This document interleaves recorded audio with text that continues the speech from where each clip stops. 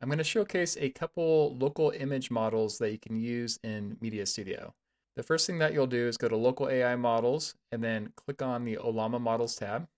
And on this tab, there's two experimental models that are compatible with Ollama that we could download to our device and create images with. The first one is Flux to Klein. So if you search for this, I'm going to download the latest one. And then the other one is Z-Image Turbo. So again, I'm going to download the latest for this one as well. And once these are fully downloaded, I'll start a new media session.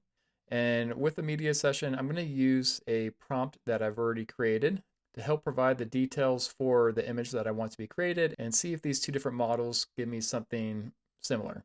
I created this prompt in Prompt Studio, and the description of the scene is an ancient English knight fighting a dragon, and I used the Prompt AI assistant to make sure that there's quite a bit of details.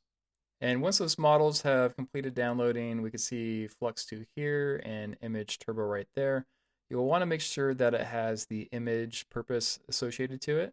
If it does not, then just click on the edit icon right there and then make sure that image is enabled and then click on update. And now that we have the models, let's create a new media session. I'm going to click on the cube icon and then select new media session. And then when you create a new media session, this is the start screen. For these particular experimental local models, the add context option isn't going to matter. Their API does not support adding any kind of context in terms of files. The main thing is that we'll just add a prompt. Let's start with Flux 2 first. And then I'm going to click on the quick prompts and then find that prompt I created. And now I'm going to click on send. And since this is a local model, it is going to take a little while, obviously, to process. It's not going to be as quick as the online image or video models. So we'll give it a bit of time to generate. All right, cool. This is the Flux 2 image that it returned. And now I want to use that same exact prompt and see how the Z-Image Turbo model does. All right, I'm going to make sure that Z-Image Turbo is selected. And in this case with local models, since there is no context that these models are going to reference, I can leave this just full of the context and it's not going to be sent over at all. But if I was using another option such as Nano Banana, then I could leave one of these images as context and I could build on top of that image. So it could be more of an additive process. But in this case, again, local models, they don't take the context, so we could leave it there and then we'll come back to it and use it for a comparison.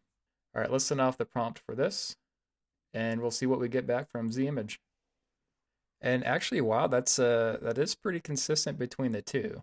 If I go back and look at the previous prompt, which is what this back and forth button allows me to do, and then scroll to the very, very end of this, it gives kind of a good brief description as to what you would expect.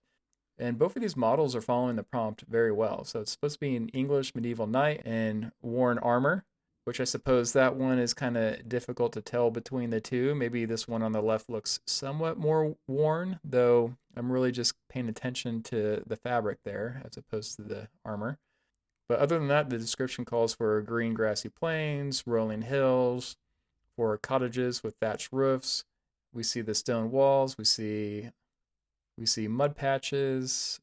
And if we want a closer view of these, we could actually compare.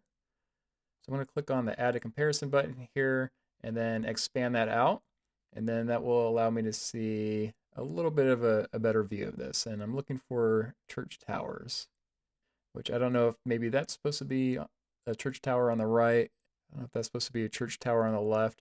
I'm not quite sure if those are clear, but just looking at these two images, they are pretty similar and they did follow the instructions really well. And yeah, actually, I didn't think they would be this close. So that's really cool. And this was just a quick example of using a local model for image generation that you can use in Media Studio.